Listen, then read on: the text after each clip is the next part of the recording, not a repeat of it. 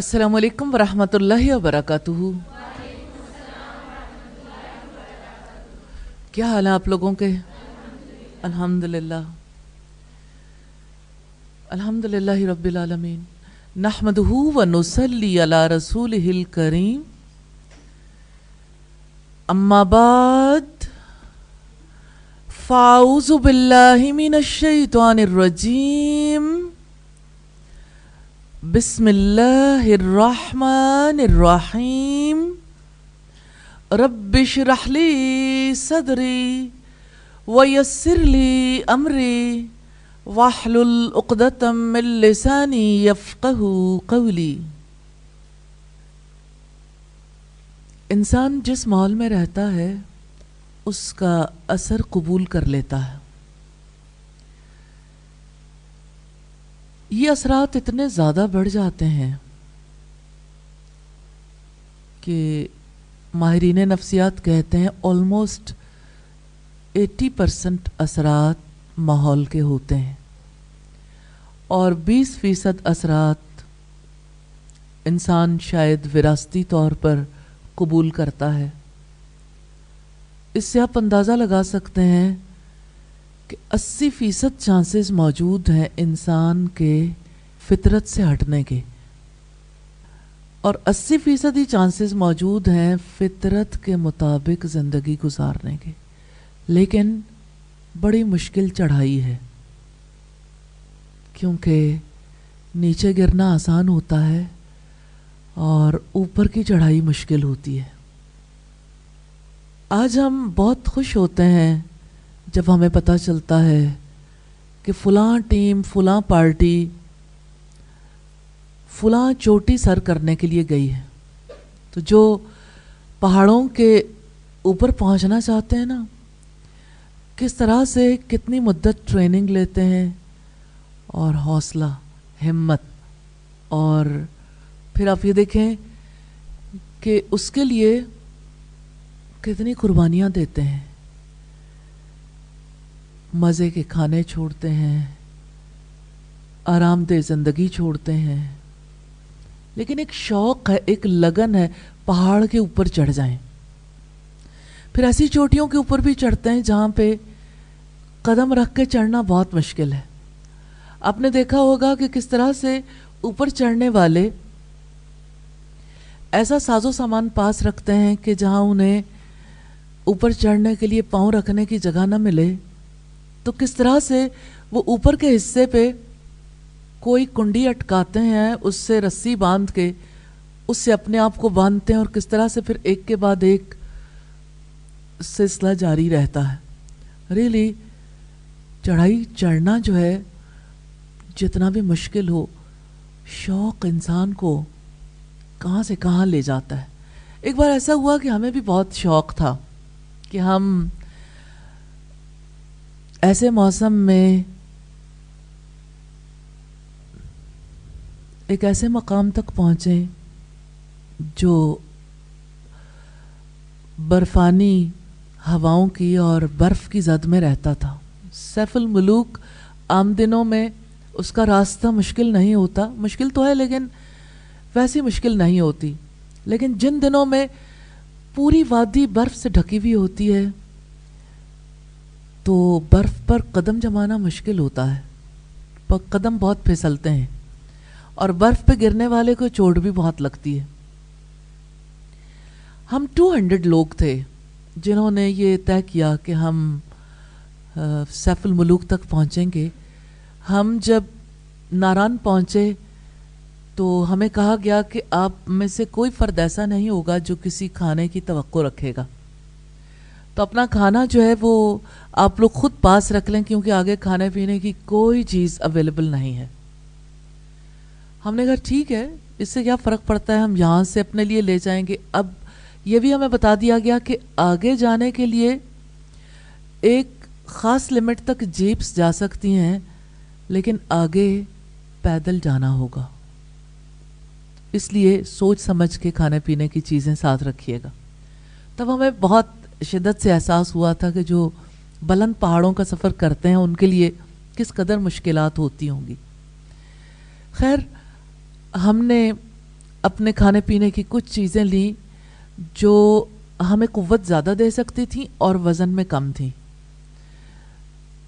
اور ظاہر ہے کہ اس میں چائے قہوہ کافی وغیرہ نہیں تھی جو برفانی علاقوں میں ٹھنڈ میں انسان کو جس کی زیادہ ضرورت ہوتی ہے. ہمارا گائیڈ ہمارے آگے آگے تھا. اس کے ہاتھ میں ایک بیلچا تھا جس سے وہ صرف 1 پاؤں برابر برف کھودتا تھا اور اس پر 1 پاؤں رکھتا تھا. پھر بیلچا اگلے حصے پہ وہ چلاتا اور دوسرے پاؤں کی جگہ بناتا. اب صورتحال یہ تھی کہ 200 لوگ اس کے پیچھے ہیں, وہ آگے آگے اور ہم اس کے پیچھے پیچھے چلتے چلے جا رہے ہیں. ہوا یوں کہ کافی دیر تک تو یہ گیم رہی اوپر جانے کے لیے اور سب لوگ چڑھتے رہے. ہم میں سے ایک اسٹوڈنٹ ایسی تھی جس نے پیچھے مڑ کے دیکھا تو اس نے چیخ مار دی. اس کی چیخ کی وجہ سے پھر وادی چیخوں سے گونج اٹھی کیونکہ سب دیکھنا شروع ہوئے اور ظاہر ہے کہ ایسا مقام بھی نہیں تھا جہاں پہ اپنے جذبات کا زیادہ اظہار کیا جا سکتا. خیر لوگ آگے بڑھتے رہے ایک دوسرے کو حوصلہ دلاتے ہوئے. پھر ایک موڑ آیا. اس موڑ پر تھوڑی سی جگہ تھی جہاں لوگ بیٹھ گئے. جب لوگ بیٹھے تو بہت سارے لوگوں نے دھاڑے مار مار کے رونا شروع کر دیا کہ ہمیں کہاں لے آئے. تو گائیڈ نے کہا کہ ڈزنٹ میٹر, کوئی ڈیفیکلٹی نہیں ہے, میں آپ کو طریقہ بتاتا ہوں. چڑھنا ہی مشکل تھا, نیچے جانا بہت آسان ہے. اس نے سلپ لی, وہ ایک جگہ سے دوسری جگہ سے نیچے, میرا خیال ہے ودن منٹ وہ سارا فاصلہ جو ہم کئی گھنٹوں میں طے کر کے آئے تھے اس نے طے کیا. اور اس نے کہا جس جگہ سے میں پھسل کے آیا ہوں پیچھے پیچھے آپ بھی پھسل کے آ جاؤ. اور اسی طرح سے آلموسٹ کوئی 188 لوگ سلپ لے کے نیچے چلے گئے اور واپس جا کے اس دکھ کا اظہار کرتے رہے جو چڑھائی کے سفر میں انہیں یعنی صدمے کی صورت میں ملا تھا اور جو مشقت انہوں نے اٹھائی تھی. اور سب لوگ اپنے بستر میں ڈرائی فروٹ کھاتے رہے, کافی پیتے رہے, خوب مزے سے کھانے کھائے. ہم 12 لوگ تھے جنہوں نے یہ طے کیا کہ اگلی چڑھائی بھی ضرور چڑھیں گے اور ہم اللہ کے فضل و کرم سے آگے چلے گئے. جب ہم آگے گئے تو ہم میں سے 6 لوگ ایسے تھے جنہوں نے جب جھیل سیف الملوک کا نقشہ دیکھا تو انہوں نے کہا اچھا اتنی مشقت اس کے لیے تھی. وہ 6 لوگ بھی واپس چلے گئے کہ ہم نے جانا ہی نہیں جس کے لیے ہمیں اتنی مشقت کٹوائی گئی. خیر 6 لوگ ہم ایسے تھے جو یعنی ہم نے وہاں پہ خوب انجوائے بھی کیا, بڑا اچھا محسوس. اور ایک جو اچیومنٹ کا احساس ہے نا انسان کو, وہ بہت زیادہ سپورٹ کرتا ہے. مجھے زندگی کی کہانی اس سفر میں بہت سمجھ آئی. جو لوگ اپنے لیے جیتے ہیں, اپنی خواہشات کے لیے, اپنے عیش و آرام کے لیے جیتے ہیں, وہ اگر کہیں مشکل چڑھائی چڑھ بھی جائیں نا تو واپس پلٹ جاتے ہیں. تو میں آپ سے بھی یہی کہنا چاہتی ہوں, یہ راستہ پھولوں کی سیج نہیں ہے. یہ راستہ ایسا نہیں ہے جس پر آپ چڑھائی چڑھتے جائیں اور آگے کی چڑھائی ان خواہشات کے بندے بن کے آپ کے لیے چڑھنا ممکن ہو جائے اور وہ چڑھائی چڑھنے کے بعد آپ کو اطمینان, سکون اور خوشی کا احساس ایسا ہو جو آپ کو مزید انرجیٹک کر دے. تو آپ کو اپنے دل کا جائزہ لینا ہوگا, آپ کو اپنے اندر کا جائزہ لینا ہوگا. مشکل چڑھائی چڑھنے کے لیے تیار ہیں, آگے جانے کے لیے تیار ہیں. یہ راستہ وہ ہے جو رسولوں کا راستہ ہے, یہ راستہ وہ ہے جو اللہ کی خوشی کا راستہ ہے. اس راستے میں سب سے پہلے اپنی خوشی قربان کرنی پڑتی. اور مشکل چڑھائی میں اس اعتبار سے کہہ رہی ہوں کہ نفس کے تقاضوں کے مخالف چلنا پڑتا ہے. یہاں وہی لوگ آگے جا سکتے ہیں, یہاں بلندی کا سفر وہی لوگ کر سکتے ہیں جو اپوزٹ دا ونڈ چلنا جانتے ہوں. تو آپ باد مخالف کو برداشت کر سکتے ہیں؟ جائزہ لے لیں اپنا، کیونکہ ہم ہر بار ایک نئے اینگل سے اگلی چڑھائی چڑھنے کے لیے تیار ہوتے ہیں. تو وہ یہیں سے لوٹ جائیں جنہیں زندگی ہو پیاری، کیونکہ وہ واقعات ان لوگوں کے لیے نہیں ہیں جو زیرو ہو کے زندگی گزارنا چاہیں. اس کائنات میں ایک ہی کہانی ہے. آپ کمپیوٹر کو دیکھیے، اس کی بائنری لینگویج ہمیں کیا بتاتی ہے؟ 0 1. یا کوئی 0 ہوگا یا 1 سے تعلق ہوگا اس کا. تو جس کا ایک اللہ سے تعلق ہوگا نا، اس کے لیے اگر 0 بڑھتے جائیں گے تو اس کی پاور بڑھتی جائے گی. یعنی اس کے راستے میں مشکلات آئیں، مصائب آئیں، مخالفتیں آئیں، اس کا کام 0 ہو جائے تو وہ بھی اس کی پاور کو بڑھائے گا. تو ہیرو بننا چاہتے ہیں یا 0؟ تو ہیروز کو جو فالو کرنے والے ہیں وہ کم ہمت لوگ نہیں ہو سکتے، جو زندگی میں کچھ کرنا نہیں چاہتے، جو زندگی میں تھوڑا سا کرتے ہیں گھبرا کے، دبک کے، تھک کے بیٹھ جاتے ہیں. اس کے لیے عالی ہمتی کی ضرورت ہے. اور عالی ہمت لوگ کیسے تھے؟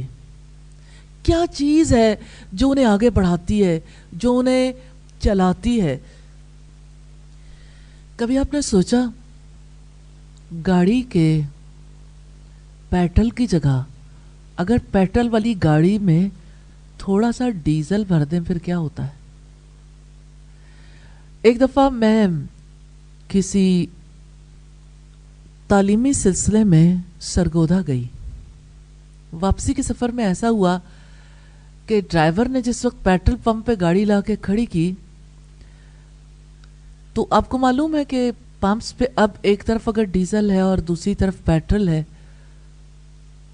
تو غلطی سے پیٹرول والی گاڑی میں ڈیزل ڈال دیا.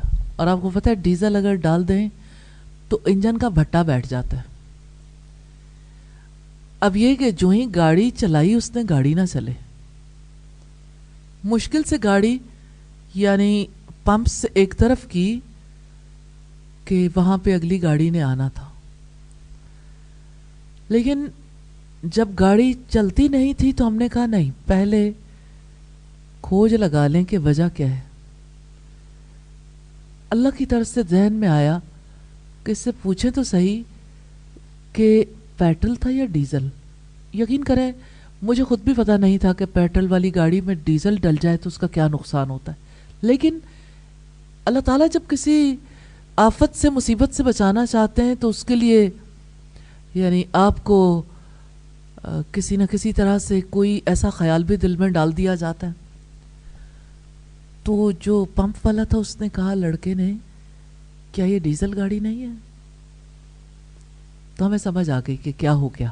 خیر گاڑی کو جو ہے اسی وقت اس کو درست کرنے کے لیے اور یعنی اس کا ٹینک خالی کرنے کے لیے اسے ریمپ پہ چڑھایا اور پھر یہ ہے کہ وہاں سے سارا ڈیزل جو ہے وہ باہر نکالا.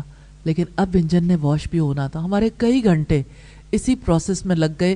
لیکن سب سے بڑا فائدہ یہ ہوا کہ گاڑی کا انجن بچ گیا اور گاڑی کا جو یعنی باقی جو معاملات تھے وہ ٹھیک رہے. اس دن مجھے یہ کہانی سمجھ آئی کہ جو چیز جس فیول سے چلتی ہے نا، اگر اس فیول میں کوئی ایسی چیز داخل ہو جائے جو بذات خود اچھی بھی ہو اور دوسری جگہ کام بھی آتی ہو، لیکن اس کے لیے وہ نقصان دہ ہو، تو وہ کس قدر زیادہ یعنی بڑا نقصان دے سکتی ہے. مجھے تب سمجھ آئی کھوٹا پن کیا ہوتا ہے. پوری گاڑی کھوٹی ہو جاتی ہے نا. ہاں انسانی زندگی کے ساتھ یہی معاملہ ہے. انسان جیسے جو جی میں آئے کھاتا رہتا ہے نا، ایسے ہی جو جی میں آئے سوچتا رہتا ہے، جو جی میں آئے دیکھتا رہتا ہے، سنتا رہتا ہے، پھر جو جی میں آئے بولتا بھی رہتا ہے۔ تو اب اللہ پاک نے یہ بتایا ہے کہ ہماری زندگی کی جو گاڑی ہے نا، وہ فالتو فضول چیزوں سے نہیں چلے گی۔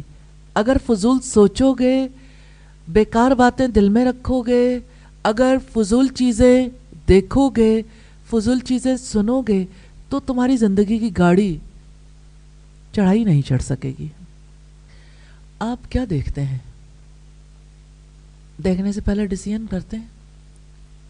24 گھنٹے جو نظر آئے دیکھتے رہتے ہیں نا، اور جو دیکھے اس سے اثر قبول بھی کرتے رہتے ہیں، نہ چاہتے ہوئے بھی۔ جیسے آپ کسی ایسی جگہ بیٹھے ہیں، آپ سگریٹ پیتے تو نہیں ہیں، لیکن اگر وہاں کسی نے سگریٹ پیا ہو تو آپ کا جی تھوڑی چاہتا ہے کہ وہ اسموک آپ کے اندر جائے، لیکن وہ تو آپ کے اندر جاتا ہے۔ تو جس ماحول میں انسان رہتا ہے وہ ماحول انسان پہ اثر انداز تو ہوتا ہے نا۔ تو اب آپ یہ دیکھیں کہ آپ نے اپنی زندگی کی گاڑی میں جس فیول کو بھرنا ہے وہ کون سا ہے، اور جس کو استعمال کرنے سے آپ کی گاڑی سٹک ہو جائے گی، انجن بند ہو جائے گا، آپ چڑھائی نہیں چڑھ پائیں گے، اس سے کیسے بچنا ہے۔ اللہ پاک نے اپنی کتاب میں سب کچھ واضح کر دیا، اور ہم یہ دیکھتے ہیں کہ وہ ہستیاں، وہ زندگیاں جنہوں نے اپنے آپ کو امر کر لیا اللہ کے فضل و کرم سے، انہوں نے ایسی زندگی گزاری جس کی وجہ سے اللہ پاک نے بھی ان کی گواہی دی، اِنَّا أَخْلَصْنَاهُمْ بِخَالِصَةٍ ذِكْرَ الدَّارِ، بے شک ہم نے ان کو ایک خالص چیز سے، أَخْلَصْنَاهُمْ بِخَالِصَةٍ، انہیں ہم نے خالص کیا تھا ایک بہت ہی پیور چیز سے، اور وہ پیور چیز کیا تھی؟ ذکر الدار۔ کیا آپ جانتے ہیں کہ آپ کی زندگی کی گاڑی چڑھائی کیسے چڑھے گی؟ ذکر الدار سے، آخرت کے گھر کی یاد۔ جتنے انبیاء تھے اللہ پاک نے انہیں اسی چیز سے خالص کیا تھا، آخرت کے گھر کی یاد۔ اب آپ دیکھیں کہ آپ کون سی یادوں کو اپنے دل میں بسائے رکھتے ہیں۔ اگر آپ اپنے ساتھ مخلص ہیں یا مخلص ہونا چاہتے ہیں تو آپ وہ ساری باتیں تحریر کریں کہ میں کون سی چیزوں کو یاد بنا کر اپنے قلب میں رکھنا چاہتی ہوں اور ان یادوں کے سہارے چلنا چاہتی ہوں۔ تو زندگی کی گاڑی چڑھائی نہیں چڑھے گی، سیدھی بھی نہیں چلے گی، نیچے کی طرف ضرور جائے گی۔ اگر آپ نے اپنے دل کے اندر کوئی اور یاد بسائی، کسی اور محبت کو رکھا، کسی اور خوف کو رکھا، کسی اور سے امید باندھی، اگر آپ نے کسی اور پر اعتماد کر لیا اللہ تعالیٰ کی ذات کے سوا، تو آپ کا انجن فیل ہو جائے گا۔ جس گاڑی کا انجن فیل ہو جائے نا، اس گاڑی کو اگر اوپر سے نیچے آنے کا موقع ملے وہ بہت تیزی سے وادی میں جا گرتی ہے۔ تو جو اوپر سے نیچے آتا ہے نا، اس کو لگتا ہے میری زندگی بڑی فاسٹ ہے، ملٹی ٹاسکنگ بہت ہے، اور میں اپنی زندگی میں جو چاہوں کر سکتا ہوں، اور تیزی سے وہ جا کے راستے میں آنے والے پتھروں سے ٹکراتے ہوئے، کسی درخت سے ٹکراتے ہوئے، چور چور ہوتی وادی میں پہنچ جاتی ہے۔ ایسے ہی انسان اپنی خواہشات کے پیچھے بکٹٹ بھاگتا ہوا منہ کے بل گرتا ہے اور سامنے اللہ کو موجود پاتا ہے۔ جانا تو وہی ہے، ڈیسیژن آپ نے کرنا ہے۔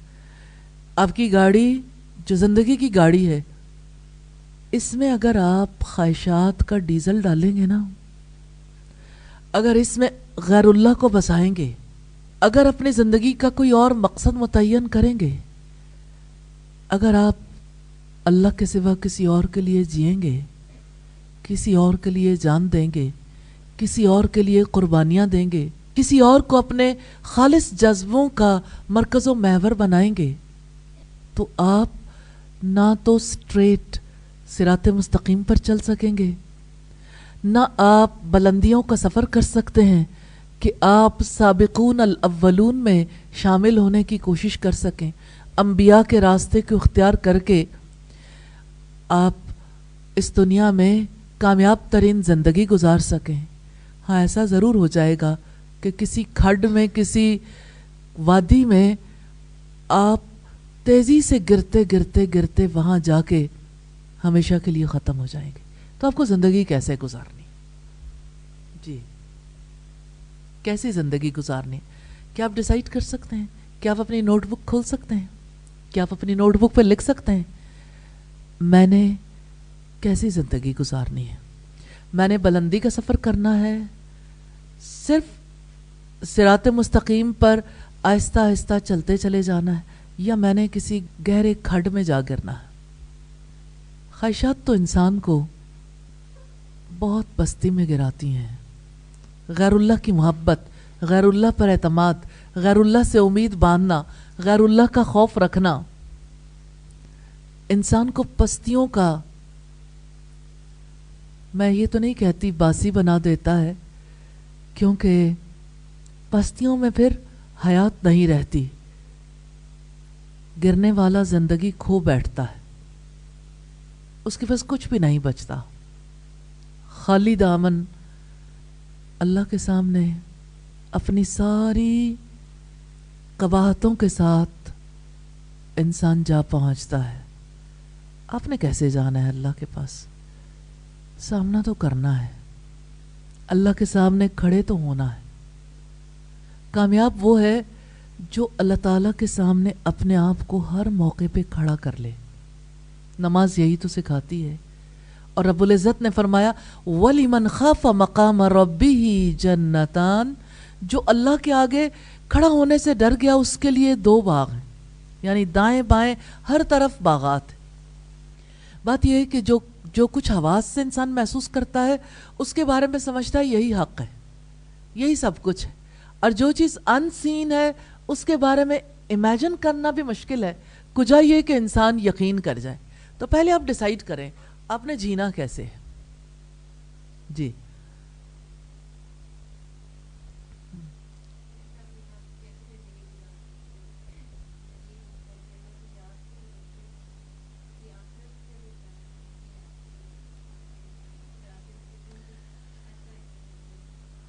اچھا جی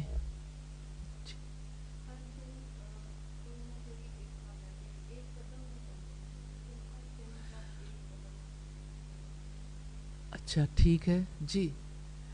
انسان جب آغاز کرتا ہے تو کم از کم اتنا تو سوچ لے کہ میں نے کوئی قدم اٹھانا ہے.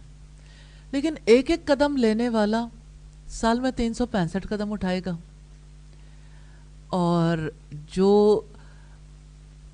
بڑے ارادے کرے گا وہ بھی اسی وقت میں بہت آگے نکل جائے گا. تو اٹ ڈیپینڈس آپ کہاں جانا چاہتے ہیں، کہاں تک کا سفر کرنا چاہتے ہیں. جنت کا سفر کرنا چاہتے ہیں تو سال میں 365 قدم کافی نہیں ہے. جی جی بتائیے کون کچھ کہنا چاہتا ہے؟ جی خدیجہ.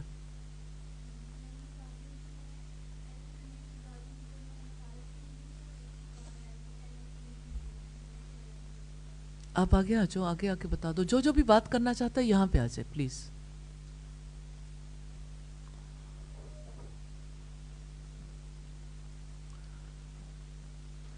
آپ نوٹ کریں جو شیئر کرتا ہے نا تو وہ آگے آ جاتا ہے. جی آئیے ادھر آ جائیں.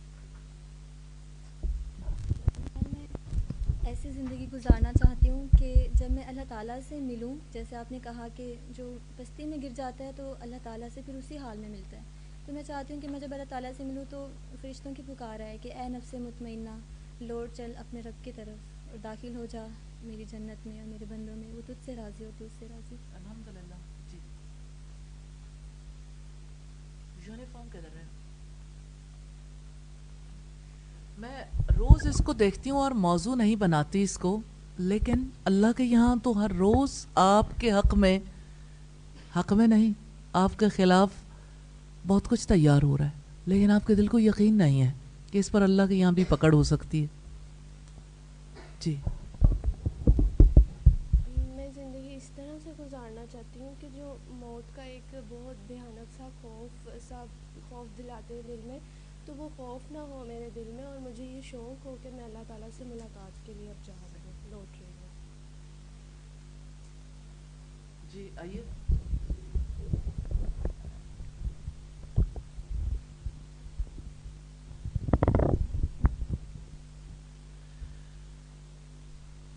جن لوگوں نے سب سے کامیاب زندگی گزاری انہوں نے خالص ہو کے زندگی گزاری، اخلاص والے ہی کامیاب ٹھہرے ہیں۔ اللہ رب العزت نے ان کے بارے میں گواہی دی ہے اور ہمیں پروسیجر بتایا ہے کہ کس طرح سے وہ لوگ خالص ہوئے۔ انا اخلصناہم بخالصۃ ذکر الدار، بے شک ہم نے انہیں ایک خالص چیز سے خالص کر لیا تھا، اور وہ آخرت کے گھر کی یاد ہے۔ تو یہ بھی پتہ چل گیا کہ لوگ خالص کیسے ہوئے، اور یہ بھی پتہ چل گیا کہ اخلاص والے جو ہیں ان کے لیے اللہ پاک نے کیا پروسیجر اختیار کیا نا۔ تو پروسیجر ایک ہی ہے، کل والوں کے لیے بھی، کل جو گزر گئے اور آج جو موجود ہیں اور آئندہ جو لوگ آئیں گے۔ اور سورہ البینہ کی آیت نمبر 5 ہمیں یہ بتاتی ہے کہ اللہ پاک کو سب سے زیادہ جو چیز مطلوب ہے وہ بھی اخلاص ہے۔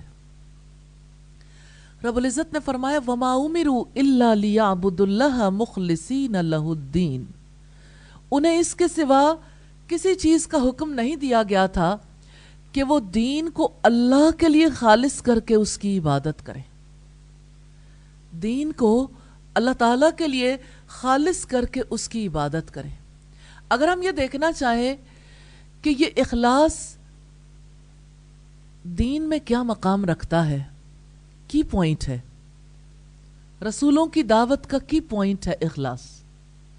وَاعْبُدُوا اللَّهَ وَلَا تُشْرِكُوا بِهِ شَيْئًا، ایک اللہ کی عبادت کرو، ایک اللہ کے سوا کسی پہ اعتماد نہ کرنا، ایک اللہ کے سوا کسی کا خوف نہ رکھنا، ایک اللہ کے سوا کسی سے شدید محبت نہ کرنا، ایک اللہ کے سوا کسی ذات سے اعتماد کا تعلق نہ رکھنا، کسی پر اعتماد نہ کرنا، اسی کے لیے مشکلات پر صبر کرنا، اسی کے سامنے نعمتوں پر شکر کا اظہار کرنا، اور اپنے آپ کو خالص کرنے کے لیے اس کی خاطر اپنے نفس کا حساب کتاب کرنا۔ جانتے ہیں بڑی چیز جو موت کی یاد اور آخرت کے گھر کی یاد کے بعد انسان کو خالص ہونے میں مدد دیتی ہے، وہ کیا ہے؟ محاسبہ، اپنا حساب کتاب۔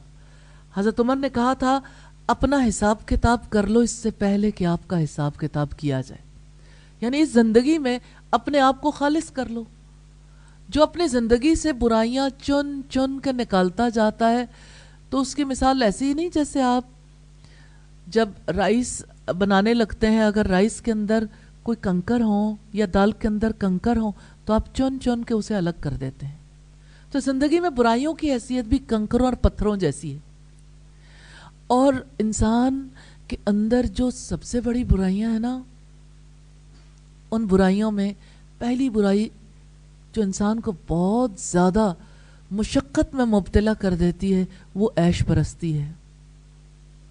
عیش انسان کو کسی جگہ کا نہیں رہنے دیتا، سہولت پسندی، آرام پسندی، اور دوسری جو ہے غفلت، تیسری اتباع الہوا۔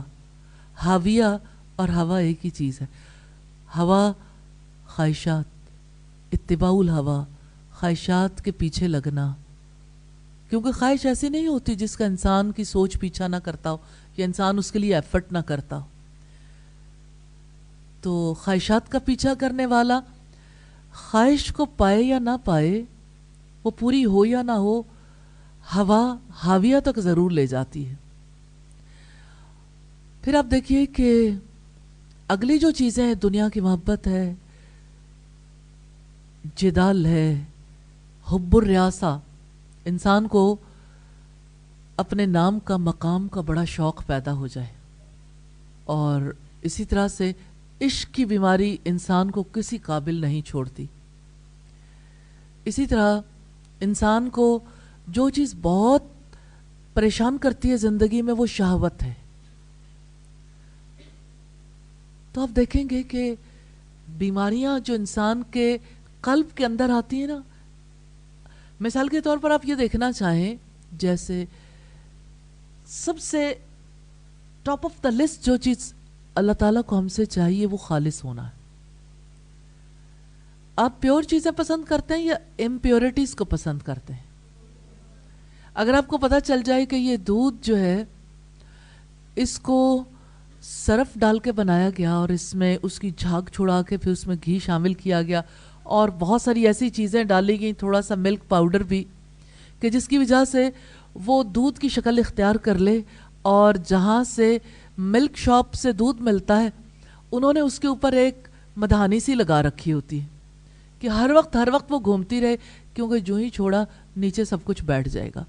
کچھ لوگ سنگھاڑے کے آٹے سے بناتے ہیں، کچھ کسی چیز سے. آپ کو پتہ چل جائے کہ دودھ مہنگا ہے، خالص کے نام پہ اسے بیچا جا رہا ہے اور اس کو پینے سے میری صحت برباد ہو جائے گی، لیکن تھوڑا سستا ہے، تو آپ وہ دودھ پرچیز کر لیں گے کہ سستا ہے، آسانی سے مل جائے گا، لے لیں گے. کیوں؟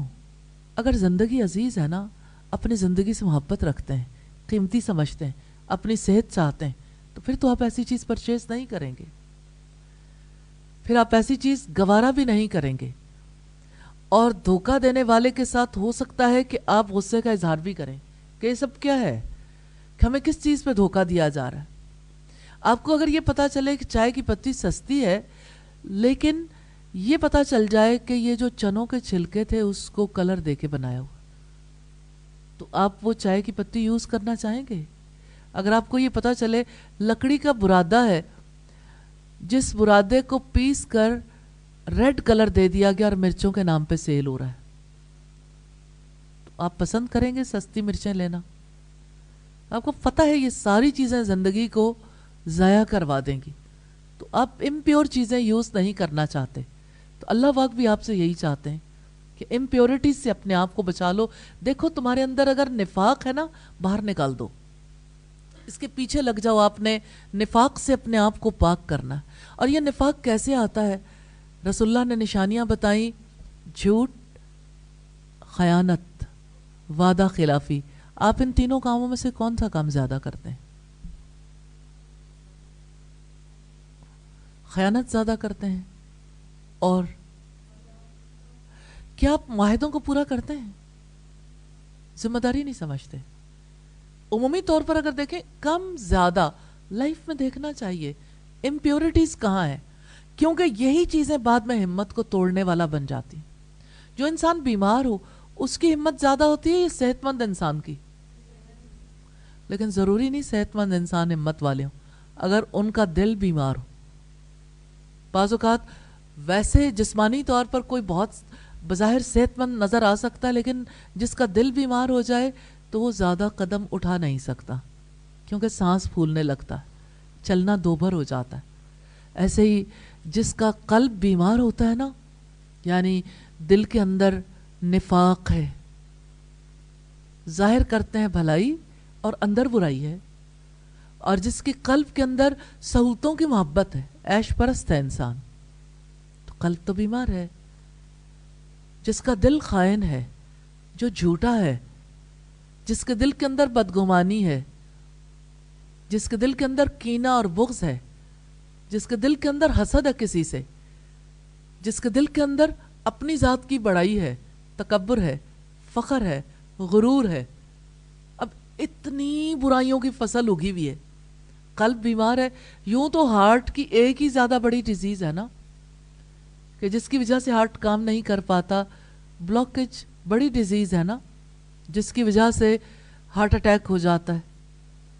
لیکن روحانی طور پر انسان کے قلب کو اتنی بیماریاں لاحق ہو جاتی ہیں اور اتنی بڑی فصل اگتی ہے ان کی، اور وہ بڑھتی چلی جاتی ہے کہ انسان کے لیے اس زندگی سے باہر نکلنا مشکل ہو جاتا ہے. تو جہاں اتنی بڑی فصل ہو، کون سی چیز ہے، کون سی کی ہے جس کی وجہ سے وہ فصل ختم ہو سکتی ہے؟ اِنَّا أَخْلَصْنَاهُمْ بِخَالِصَةٍ ذکر الدار، اپنی موت کو یاد کریں، آخرت کی یاد. نبی صلی اللہ علیہ وسلم سے صحابہ کرام نے تب پوچھا تھا جب آپ نے کہا کہ دلوں کو بھی زنگ لگ جاتا ہے جیسے لوہے کو پانی سے زنگ لگتا ہے. تو صحابہ کرام نے پوچھا دلوں کے زنگ کو دور کرنے کے لیے کیا کریں؟ تو آپ نے فرمایا کثرت سے موت کو یاد کرو اور کثرت سے قرآن کی تلاوت کرو. تو حل تو آپ کے پاس ہے. قرآن کی تلاوت آپ شوق سے کرتے ہیں، شوق سے سنتے ہیں، الحمدللہ رب العالمین. اور زیادہ دیکھیں ہر آنے والے دن میں اس میں کچھ تو اضافہ ہونا چاہیے. اور زیادہ وقت اللہ کے کلام میں گم ہو کر گزاریں. گم ہونے سے مراد یہ ہے کہ غور و فکر کریں، اس کلام کو زیادہ توجہ کے ساتھ پڑھیں، زیادہ توجہ کے ساتھ اس کی تلاوت کریں، زیادہ توجہ کے ساتھ اسے سنیں، کیونکہ اس میں ہماری زندگی کے لیے اہم پیغامات ہیں. اللہ کا سبحانہ و تعالی اتنا پیارا میسج ہے. آپ کے کسی پیارے کا میسج آئے تو آپ پڑھ کے تھک جاتے ہیں کہ اب میں نے 2 لائنیں پڑھی ہیں، آگے نہیں پڑھوں گی. یا میں نے سننا شروع کیا، جیسے واٹس ایپ پہ آپ میسج سنتے ہیں آڈیو، تو آپ کہتے ہیں کہ اچھا ٹھیک ہے سن لیا، اب کیا کروں، اب میں تھک گئی ہوں. یعنی ایک پیاس، ایک بھڑک، ایک شوق جو آپ کو یعنی چین نہ لینے دے کہ آپ نے اپنے پاس اللہ کا کلام رکھا ہوا، جو ہی تھوڑی سی فرصت ملے قرآن نکالیں اور تلاوت شروع کر دیں. کیا آپ اپنے فرصت کے اوقات میں قرآن حکیم کی تلاوت کرتے ہیں؟